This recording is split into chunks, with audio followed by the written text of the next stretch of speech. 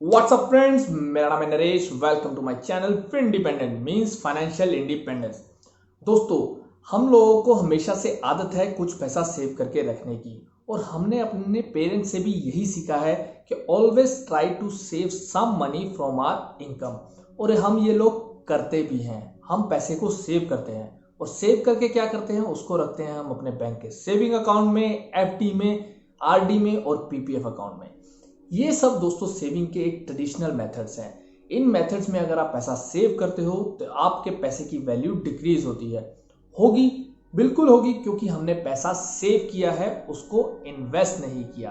तो जब पैसे को इन्वेस्ट करने की बात आती है तो म्यूचुअल फंड एक बहुत ही बढ़िया ऑप्शन है।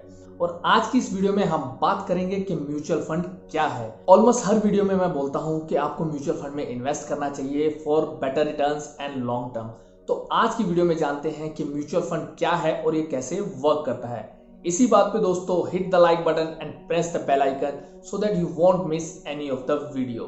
म्यूचुअल फंड के बारे में बात करने से पहले दोस्तों एक चीज समझ लेते हैं कि कुछ लोग म्यूचुअल फंड में अभी भी अपना पैसा इसलिए इन्वेस्ट नहीं करते कि उनको लगता है कि म्यूचुअल फंड में उनको लॉस हो जाएगा, कहीं उनका पैसा डूब ना जाए।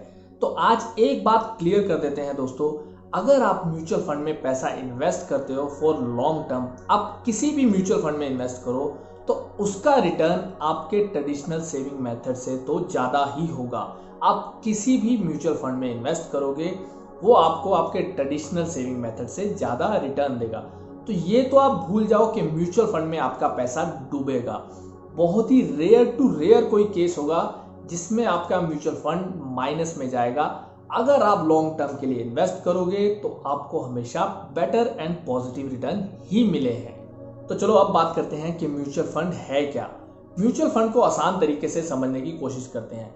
अगर आप कहीं हायर स्टडी के लिए जाते हो या आपकी कहीं दूसरी सिटी में जॉब लगती है तो आपको वहां पे सबसे पहले रेंट पे घर चाहिए होता है। तो जो आप घर सिलेक्ट करते हो, जो आपने घर चूज किया है, उस घर में आपको जो रेंट देना पड़ता है वो बहुत ज्यादा रेंट है। तो उस केस में आप क्या करते हो, आप 2-3 फ्लैटमेट्स के साथ वो घर शेयर करते हो। म्यूचुअल फंड में भी इसी तरीके से दोस्तों बहुत सारे लोग इन्वेस्ट करते हैं, अपना अपना पैसा डालते हैं तो एक पर्टिकुलर टाइप ऑफ फंड में इन्वेस्ट करने के लिए। यहाँ पे गोल जो था वो घर रेंट पे लेना था, बट म्यूचुअल फंड में जो गोल होता है वो इन्वेस्ट करने का होता है। अब इस एग्जांपल को मनी के कंटेक्स्ट में समझते हैं। मान लो आप एक कंपनी के शेयर परचेज करना चाहते हो और उसके शेयर की वैल्यू है 15,000 रुपए। आप जो पैसा इन्वेस्ट करना चाहते हो आपके पास है 3,000 रुपीज। अब आप 3,000 रुपए से तो उस कंपनी के शेयर परचेज नहीं कर सकते।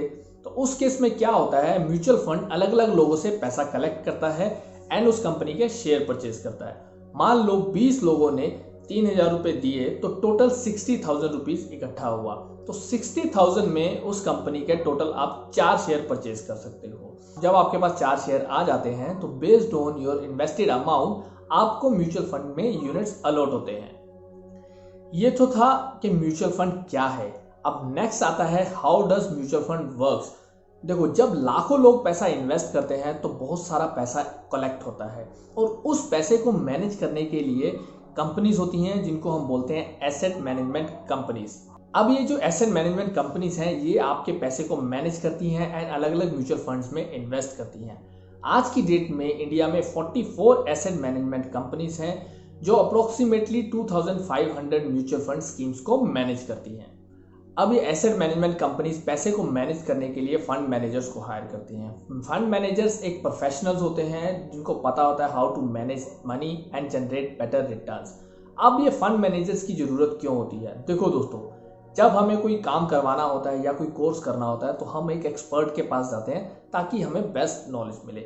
उसी तरीके से जो फंड मैनेजर्स हैं वो प्रोफेशनल्स होते हैं, उनको पैसे को मैनेज करना आता है। वो based on their knowledge and market understanding पैसे को अलग अलग जगह इन्वेस्ट करते हैं जिससे आपका रिस्क फैक्टर कम हो जाता है। इन केस अगर आपको एक सेक्टर से रिटर्न नहीं भी आता तो दूसरे से रिटर्न जनरेट होता है और वो बैलेंस आउट हो जाता है। अब इन फंड्स को मैनेज करने के लिए इन फंड मैनेजर्स को कुछ पैसे दिए जाते हैं। They will charge some fees जिसको हम बोलते हैं एक्सपेंस रेशियो। ये हर म्यूचुअल फंड की अलग होती है। अब ये समझ में आ गया कि म्यूचुअल फंड क्या है, म्यूचुअल फंड कैसे काम करता है। अब जब आप एक बार पैसा इन्वेस्ट कर देते हो तो उसके बाद क्या होता है, जब आप म्यूचुअल फंड में इन्वेस्ट करते हो दोस्तों, तो आपके पैसे को अलग अलग जगह पे इन्वेस्ट कर दिया जाता है। एक बार जब आप इन्वेस्टमेंट कर देते हो तो based on your investment amount आपको यूनिट्स अलॉट होते हैं, जिन यूनिट्स को आप जब चाहे सेल कर सकते हो इन केस आपको इमरजेंसी है। आई विल एडवाइज कि इन यूनिट्स को कभी सेल नहीं करो, इसको अपने पास रखो and invest it regularly for long term, ताकि आपको बेटर रिटर्न मिल सके। जब भी आप म्यूचुअल फंड में कुछ इन्वेस्ट करते हो तो आपको हर मंथ एक एसएमएस और ईमेल आता है जिसमें आपको यूनिट्स अलॉट कितने हुए हैं ये लिखा होता है, और साथ में लिखा होता है NAV which means net asset value. Mutual fund में दोस्तों आप लमसम और SIP दोनों तरीके से इन्वेस्ट कर सकते हो। कौन सा तरीका बेटर है, आपको कौन सा तरीका चूज करना चाहिए, किस टाइम पे SIP करनी है, किस टाइम पे लमसम करना है, इसके ऊपर ऑलरेडी एक डिटेल वीडियो बना चुका हूं, उसका लिंक मैं ऊपर आई बटन में दे दूंगा, आप उस पर क्लिक करके देख सकते हो। म्यूचुअल फंड्स के ऊपर दोस्तों एक और वीडियो बनाएंगे जिसमें हम बात करेंगे कि म्यूचुअल फंड्स के क्या बेनिफिट हैं और आपको म्यूचुअल फंड्स में क्यों इन्वेस्ट करना चाहिए। उम्मीद करता हूं कि इस वीडियो के बाद म्यूचुअल फंड्स को लेकर आपके मन में बहुत सारी चीजें क्लियर हो गई होंगी। एंड अगर आपको ये वीडियो अच्छा लगा है तो please like it and share it with your family and friends. Thank you.